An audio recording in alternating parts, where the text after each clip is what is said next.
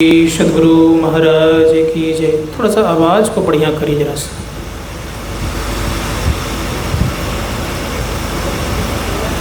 ये बंद नहीं हुआ क्या? बड़ी आवाज़ हो रही है इससे। एक तो बंद करने बड़ी आवाज़ हो रही है, आवाज़ बहुत हो रही है पीछे से। हाँ, उसी में आवाज़ आ रही है। बोलिए प्रेम से श्री सदगुरु महाराज की जय।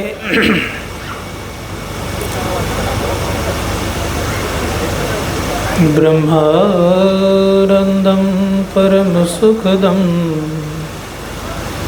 केवलं ज्ञानमूर्तिं द्वन्द्वातीतं गगनसदृशं तत्मस्यादिलक्षणम् एकं नित्यं विमलमचलं सर्वधि साक्षिभूतं भावातीतं त्रिगुणरहितं सद्गुरुं तं नमामि। गुरु हैं बड़े गोविंद ते, देखो मन में विचार। हरि सुमरे तो वार है, गुरु सुमरे तो पार। मंगल मूर्ति सतगुरु मिलवै सर्वाधार। मंगलमय मंगल करन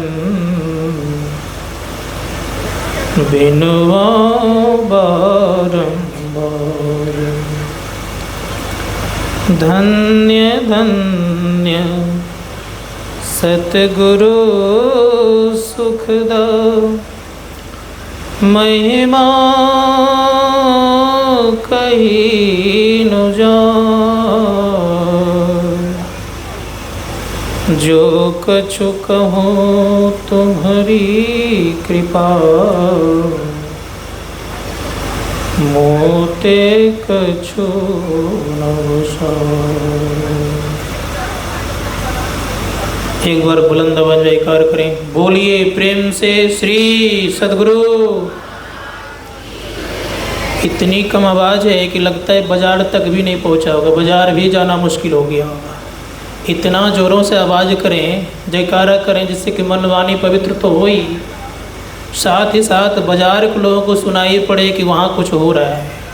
उस आवाज़ को सुन करके दौड़े दौड़े सुनने के लिए आ जाए।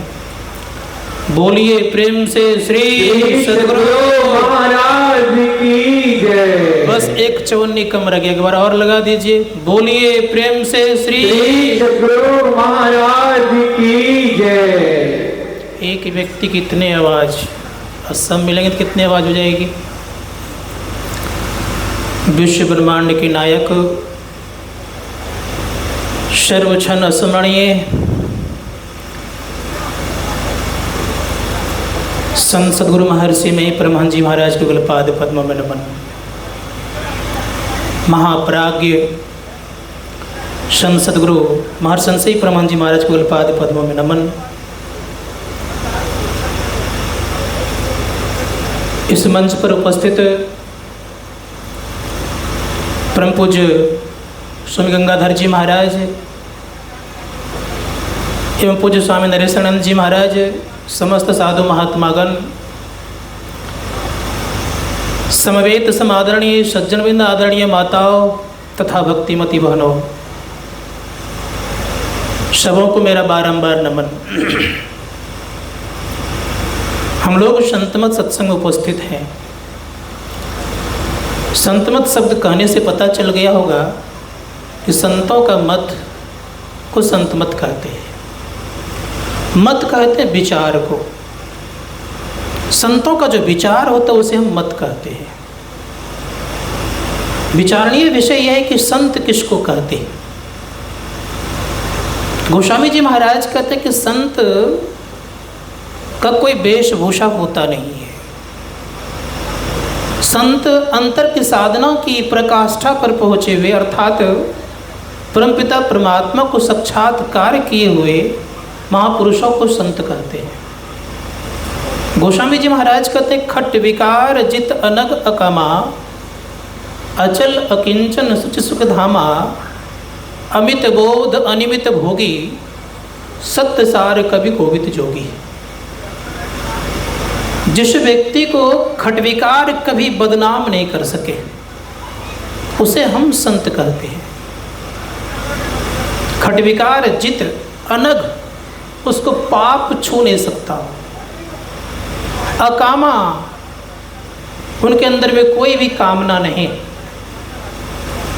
अमित बोध अथाह ज्ञान, उनका ज्ञान का कोई भी था नहीं ले सकता। अमित बोध अनिमित भोगी, संसार में किस तरह से रहते हैं वो? कहते केवल औषधि सेवन जिस तरह से करते उसी तरह संसार में रहते वो। केवल जीने मात्र के लिए संसार की वस्तुओं को भोग करते हैं। अमित बोध अनिमित भोगी, सत्य सार कवि कोविद जोगी। सत्य भी होते हैं, सत्य के सार भी होते हैं, और कवि भी होते हैं, और जोगी भी होते हैं।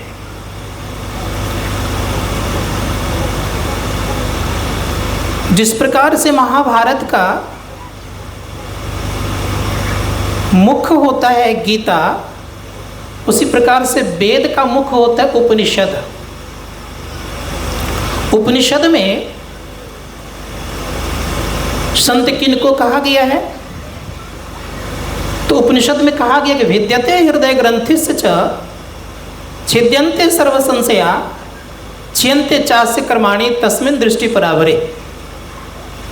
हम आपका शरीर का निर्माण जड़ और चेतन से है।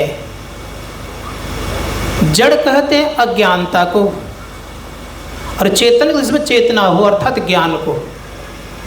ये शरीर का निर्माण जड़ और चेतन से है। का जो संत होते हैं जड़ को अलग कर देते हैं और चेतन को अलग कर देते हैं, उसे कहते हैं संत। दूसरे शब्दों में अगर हम आप कहें तो ये कह सकते हैं कि जिन्होंने 4 जड़ शरीर है आपके भीतर में, जिस शरीर को हम देख रहे हैं इसको स्थूल कहते हैं। अंग्रेजी भाषा में इसको फिजिकल बॉडी भी कहते हैं लोग।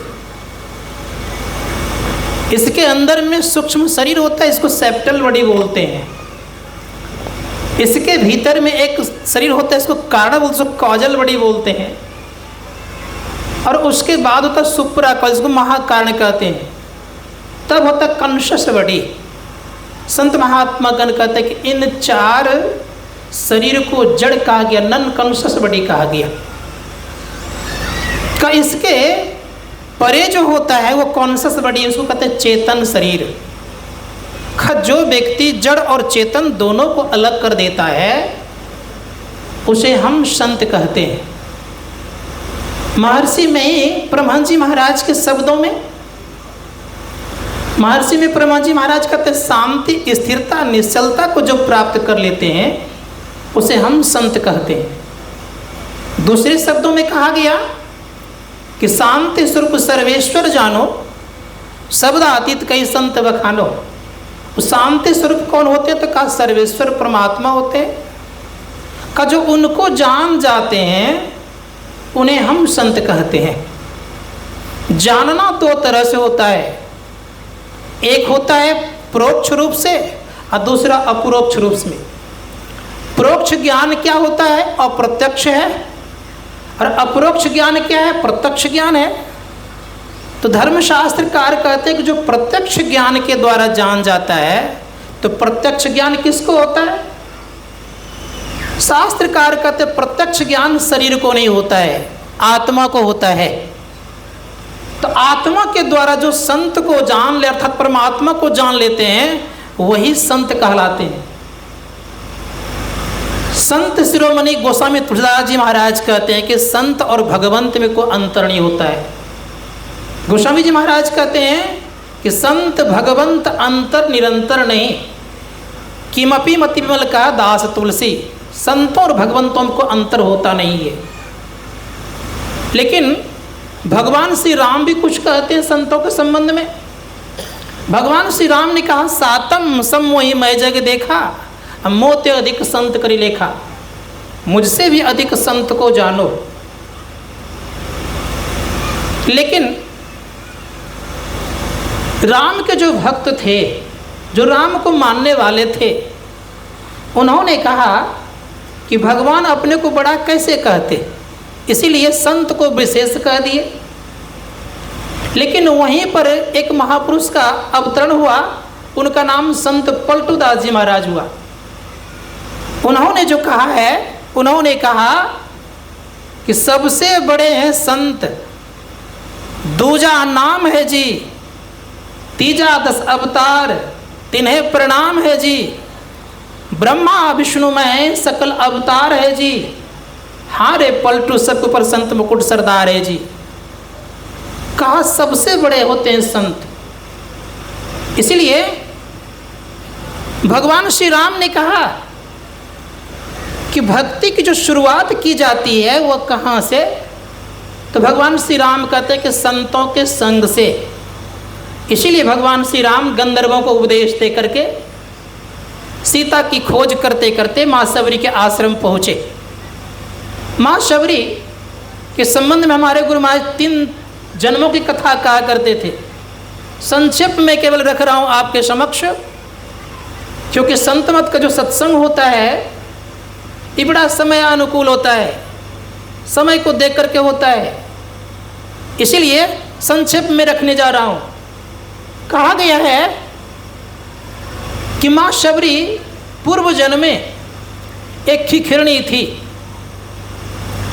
संतों के एक कुटिया थी, उसी कुटिया के इर्द गिर्द रहती थी। एक बार संजोग से भंडारा हुआ, उस भंडारा में महात्मा लोग भोजन किए। अब भोजन के बाद हाथ धोने के लिए बाहर आए, तो एक गड्ढे में जब हाथ धोया गया तो कुछ जूठन और कुछ पानी गिर गया, उसमें तो पानी जम गया। तो वह खिखिरनी बेचारी क्या करती है, खाती है, पानी पीती है और उसी में उलट पुलट करती है। तो तत्क्षण उस जूठन का फल क्या हुआ कि तुरंत उनके शरीर में परिवर्तन आ गया। और जो ही परिवर्तन आया तो शरीर जब छूटा खिखिरनी वाला तो राजकुमारी बनी। राजा के साथ उनकी विवाह की गई। उम्र होने पर राजा के यहाँ बहुत तरह का प्रतिबंध होता है, सत्संग करने के लिए कहीं जाने नहीं देने लग गए। राजा ने कहा कि देखो सत्संग करने अगर जाना है तो मैं एक काम करता हूँ, यहीं पर अपने छरदेवारी के अंदर अर्थात प्रबंध कर देता हूँ सत्संग का, महात्मा लोग कह देंगे, वहीं पर आएंगे, तुमको सुनाएंगे। ऐसा ही किया गया। हाथे के अंदर सत्संग मंदिर का निर्माण कर दिया गया। बराबर उसमें महात्मा लोग आते थे, सत्संग सुनाया करते थे। एक दिन संजोग से सप्तऋषि आए, और सप्तऋषि आए तो एक दासी का वेश बना करके उस सेवा करने के लिए गई। सेवा करते करते वो महात्मा लोग बड़े प्रसन्न हुए। कहा बेटी मैं तुम्हारे सेवा से बहुत प्रसन्न हूँ, मांगो क्या मांगती हो। तो जब मांगने के लिए उन्होंने कहा तो सबरी कहती है कि हे महात्मन, अगर मुझ पर प्रसन्न हैं आप, तो जो सुंदर शरीर मेरा है तत्क्षण छूट जाए, अर्थात समाप्त हो जाए। महात्मा कहते बेटी तुम श्राप मांग रही हो, वरदान मांग रही हो। कहा महाराज मैं श्राप नहीं मांग रहा हूँ, वरदान मांग रहा हूँ। कहीं शरीर छूटने के बाद जहाँ कहीं मेरा जन्म हो तो निम्न श्रेणी अर्थात निम्न कुल में जन्म हो और ये शरीर कुरूपा हो। और वैसा ही हुआ, वो शरीर छूटा, सबरयाति में जन्म हुआ। देखने में कुरूप होने के कारण जब वो सबरी की विवाह होने लग गया तो विवाह के बाद जब उसको लेकर के जाने लग गए तो संजोग से उसके जो पति थे उनको चेहरा दिख गया। जैसे दिख गया तो उसने मन ही मन विचार किया इसको छोड़ देने मेरी भलाई है। परिणाम ये हो कि जंगल में उसको छोड़ दिया। उस जंगल में मतंग ऋषि रहते थे। मतंग ऋषि की सेवा में लग गए। जब लग गई बेचारी तो भगवान श्री राम आने का सूचना मतंग ऋषि ही देते हैं। कहते हैं बेटी तुम इसी आश्रम में रहना, एक दिन तुम्हारे भगवान राम आएंगे। लेकिन महात्मा लोग चिढ़ाया करते थे, ऐ सबरी तुम्हारा राम कब आएंगे। लेकिन जब भगवान श्री राम आए तो उन्हीं महात्माओं से पूछते हैं कि मेरी सबरी कुटिया किधर है। अब वही महात्मा लोग आगे आगे जा कर के रास्ता दिखाते हैं। तो भक्त जो होते हैं भगवान लाज रखते हैं भक्तों का। तो लोग चिढ़ाते थे, महात्मा लोग चिढ़ा तुम्हारे राम कब आएंगे। तो भगवान राम भी कहते हैं कि मेरी सबरी कुटिया किधर है। तो दिखाते वहाँ जा कर के। संजोग से महात्माओं से हाल समाचार पूछते हैं कि आप लोगों का समाचार तो ठीक है। महात्मा जी ने कहा कि सब कुछ तो ठीक ठाक है, लेकिन जल का प्रबंध नहीं हो पा रहा है, जल दूर से लाना पड़ता है। तो कहा क्या किया जाए। कहा बगल में एक तालाब है, उस तालाब में अगर आपका चरण पड़ जाए तो जल स्वच्छ हो जाएगा। तो भगवान श्री राम गए, उस तालाब में उतरे। तालाब में उतरने के पश्चात ज्यों का त्यों जल बना रहा। तत्पश्चात बारी आई, भगवान श्री राम कहते कि अच्छा मेरे उतरने से जल स्वच्छ तो नहीं हुआ, लेकिन सबरी को एक बार उतार के देखिए तो जो ही उस जल में सबरी उतरती है जल स्वच्छ हो जाता है, निर्मल हो जाता है, पीने योग्य हो जाता है। सारे महात्मा लोग प्रसन्न हो गए, खुश हो गए। तब भगवान श्री राम ने माँ सबरी को उपदेश देने क्रम में पहले सबरी कहती है कि ही विधि स्तुति करहूँ तुम्हारी, अधम जाति में जड़मति भारी, अधम ते अधम अधम अति नारी, तिन्न महामति मंद अघारी, कह रघुपति सुनु भामनी बाता, मानहु एक भगति कर नाता, जाति पाति कुल धर्म बढ़ाई, धन बल परिजन गुण चतुराई, भक्तिहीन नर सोहई कैसा, बिनु जल वारिद देखें जैसा। भगवान राम कहते कि सुनो, जाति पाति की कोई बात नहीं होती है, क्योंकि यहाँ जाति पाति में नाता लगाना नहीं है। भगवान राम कहते जाति पाति कुल धर्म बढ़ाई, धन बल परिजन गुण चतुराई, भक्तिहीन नर सोए कैसा, बिनु जल वारिद देखें जैसा। आकाश में बादल लगा हुआ हो और वो वर्षाहीन हो अर्थात पानीहीन हो तो बादल किस काम का। उसी प्रकार से सब कुछ से आप सुशोभित हो और आपके जीवन में भक्ति नहीं हो तो किसी काम का नहीं। श्री आदि शंकराचार्य जी महाराज कहते हैं कि सब कुछ से आप संपन्न हैं, लेकिन भक्ति ने तो आपके जीवन में कोई काम का आने वाला नहीं है। शंकराचार्य जी महाराज कहते हैं शरीरम स्वरूपम तथावा कलत्रम यशश्चारु चित्रम धनम मेरुतुल्यम मनश्चन लग्नम गुरंग पद्य ततकिम ततकिम ततकिम ततकिम। अर्थात शरीर बहुत सुंदर हो, रूपवती स्त्री हो, पुत्र भी बहुत सुंदर हो और संसार में धन सुमेरु पर्वत के तरह हो, चारों दिशाओं में आपका जय जयकार हो। इतना कुछ होते हुए भी अगर मन आपका गुरु महाराज के चरणों में समर्पित नहीं है तो का कुछ नहीं है, कुछ नहीं है, कुछ नहीं है। संत महात्मा गण कहते हैं कि भक्ति करनी चाहिए। भज धातु में कितने प्रत्यय लगता है, इसका अर्थ होता है सेवा। एक बार मैं शंकराचार्य जी महाराज से पूछना चाहूँगा कि आप भक्ति किनको कहते हैं। क्या भक्ति के संबंध में शंकराचार्य जी महाराज के जानना चाहिए। शंकराचार्य जी महाराज विवेक चूड़ामणि में लिखते हैं कि आत्मानुसंधानम भक्ति रिधीयते, अर्थात आत्मा का अनुसंधान करते हैं तो भक्ति कहलाता है। क्या आत्मा का अनुसंधान बाह्य जगत की पूजा पाठ से होने की संभावना है? आपका उत्तर आएगा नहीं। शंकराचार्य जी महाराज कह रहे हैं कि आत्मा का अनुसंधान करते खोज को, जब तक हम खोज नहीं करेंगे तब तक संभव नहीं है कि हम भक्ति कर रहे हैं। किनकी खोज करनी चाहिए? तो कहा आत्मा की। आत्मा की खोज कैसे करेंगे? ऋषि मुनिगण कहते इसकी जुक्ति जानना चाहिए। कहाँ? तो भगवान श्री राम अब संकेत करते हैं। भगवान श्री राम कहते हैं कि भाई सुनो, सबसे बड़ी बात जो है वह यह है कि प्रथम भक्ति जो है अर्थात शुरुआत जो है वो कहाँ से है? तो भगवान श्री राम कहने लग गए कि शुरुआत भक्ति की संतों के संग से। इसलिए उन्होंने कहा प्रथम भक्ति संतन कर संगा, दूसरे अतिमम कथा प्रसंगा। संतों का संग करेंगे, अब वो कथा प्रसंग सुनाएंगे भगवान के विषय में, तो उसमें प्रेम करना चाहिए। का तीसरी भक्ति क्या है? का तीसरी भक्ति गुरुपद पंकज सेवा, तीसरी भक्ति अमान, चौथी भक्ति मम गुण गना, करहीं कपट तजिगान। भगवान राम कहने लग गए कि तीसरी भक्ति क्या है? का गुरु की सेवा कपट छोड़ करना चाहिए, और चौथी भक्ति उनका गुणगान करना चाहिए। अब सबको जो करते हैं उस पर मैं आता हूँ। सब कोई क्या करते हैं? तो सब कोई न कोई माला जपते हैं, कोई न कोई भगवान राम का नाम लेते हैं। तो भगवान श्री राम कहने लग गए पंचम भक्ति के संबंध में। भगवान श्री राम कहते चौथी भक्ति मम गुण गना, करहीं कपट तजिगान, मंत्र जाप मम दृढ़ विश्वासा, पंचम भजन सो वेद प्रकाशा। गोस्वामी जी महाराज लिखते हैं भगवान राम कह रहे हैं क्या कि मंत्र का जाप करने पांचवी भक्ति है और वेद में प्रसिद्ध है। मंत्र जपने से क्या होता है? संत महात्मा मंत्र जपने से सिद्धियां मिलती है, अनिमा आदि सिद्धियां मिल जाती है, अनिमा गरिमा लघिमा महिमा, सिद्ध वसिद्ध प्रकाम ये सब मिल जाते हैं। लेकिन इससे मुक्ति नहीं होती है, परम कल्याण नहीं होता है। लेकिन गोरखनाथ जी महाराज कहते एक विशेष चीज मिलता है। किस आधार पर कहते हैं वो? तो गोरखनाथ जी महाराज ने कहा कि विशेष ये मिलता है कि अगर ठीक ठीक जाप करे, तीन तरह से लोग जपते हैं, लेकिन गुरु महाराज कहते एक तरह से, और वो क्या है कि सबसे पहला जो जाप करने का तरीका है वो है वाचिक। वाचिक जब से श्रेष्ठ होता है उपांशु, जिसमें ओठ हिलता है और जिह्वा हिलती है। इससे विशेष होता है श्वास, और सबसे जो विशेष होता है वो मानस जप होता है।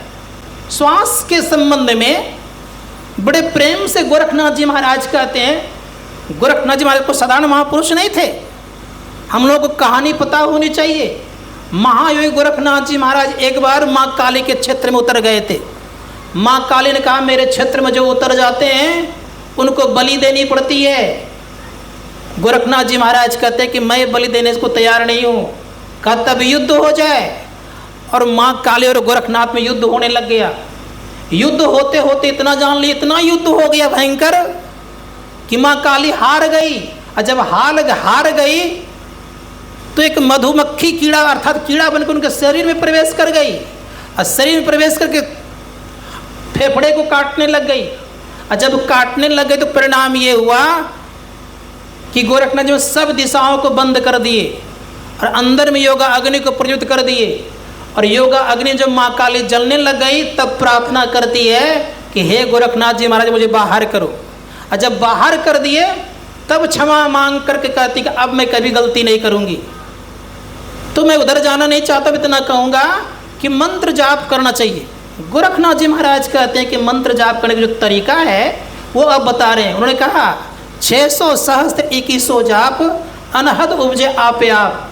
सामान्यतः व्यक्ति के अंदर में जो स्वस्थ व्यक्ति हैं 1 मिनट में 15 बार श्वास लेते हैं वो, और 24 घंटा में 21,600 बार लेते हैं।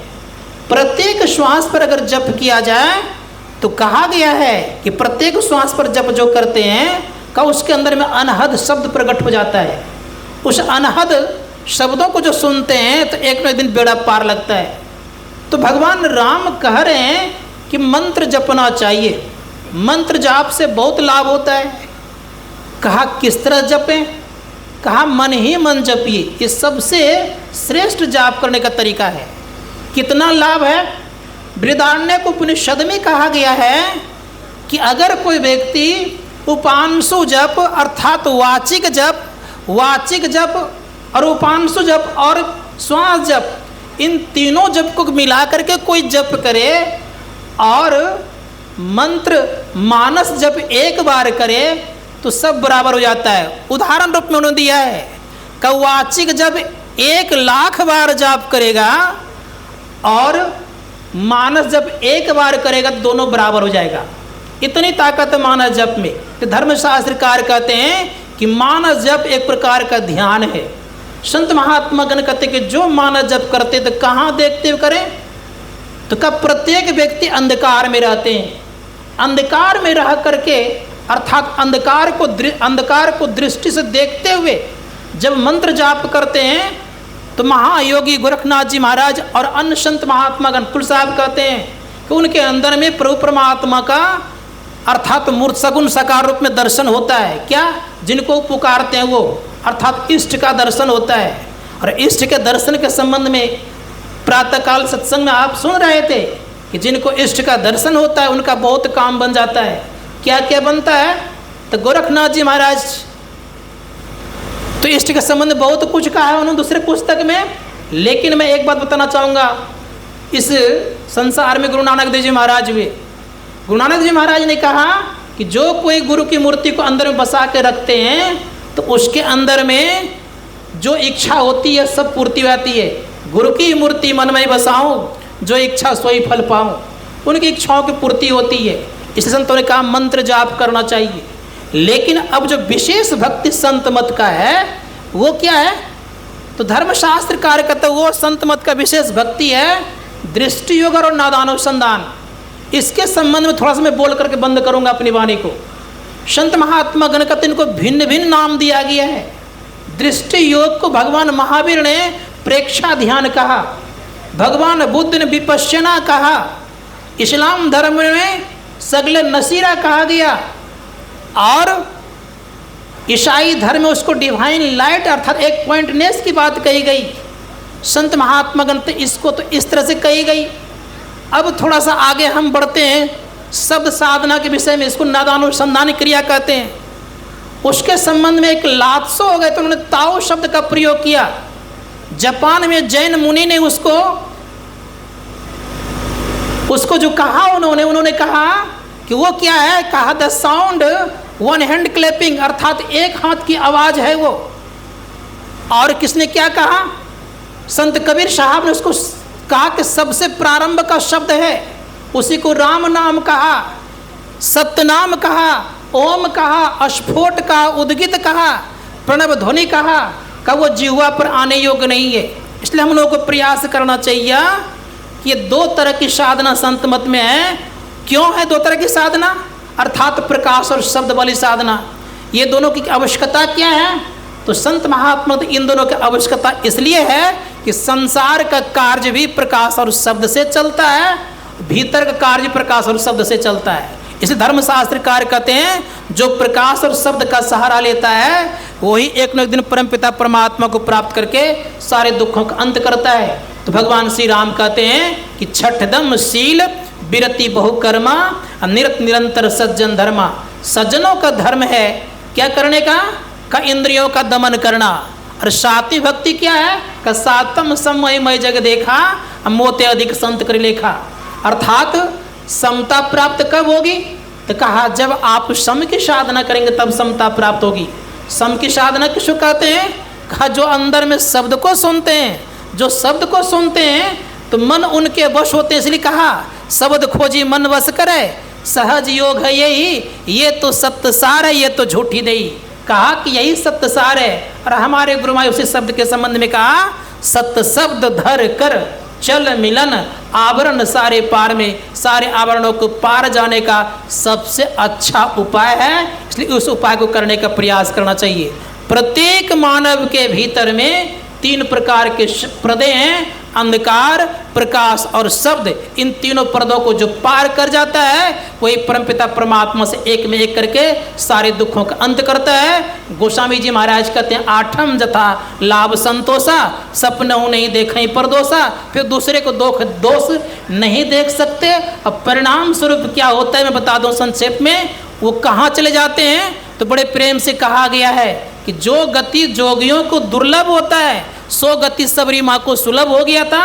और भक्ति का मुख्य रूप से क्या होता है? का भक्ति का मुख्य रूप ये होता है कि अपने सहज स्वरूप को प्राप्त करके परमात्मा प्राप्त करके सारे दुखों का अंत करता है। गोस्वामी जी महाराज कहते सरिता जल जल निधि महा जाई हुई अचल जिमी जीव हरि पाई। परमात्मा को प्राप्त परमात्मा ही हो जाता है। यही संत मत के मुख्य उद्देश्य है। इसी उद्देश्य को लेकर हमारे BSSPNJ के डायरेक्टर अर्थात चेयरमैन के द्वारा प्रचार प्रसार होता है, जिससे कि हम लोगों का जीवन में सुख मिले, शांति मिले, समृद्धि मिले। इसका प्रचार प्रसार जो करते हैं ये मत भगवान श्री कृष्ण का है, ये मत भगवान राम का है, ये मत भगवान शंकर का है, ये मत बुद्ध नानक कबीर सूर तुलसी का है। जो इस पथ पर चलेगा उनका जीवन अवश्य परम कल्याण को प्राप्त करेगा। इसीलिए जे पहुँचे ते कही गए, तिनकी एक ही बात, सब सियाने एक मत, सबकी एक ही जात। जो उस स्थान में पहुँचते हैं उनकी एक बात होती है और उनकी एक जाति होती है। इन्हीं छंद शब्दों के साथ अपनी वाणी को विराम देता हूँ। बोलिए प्रेम से श्री सद्गुरु महाराज की जय।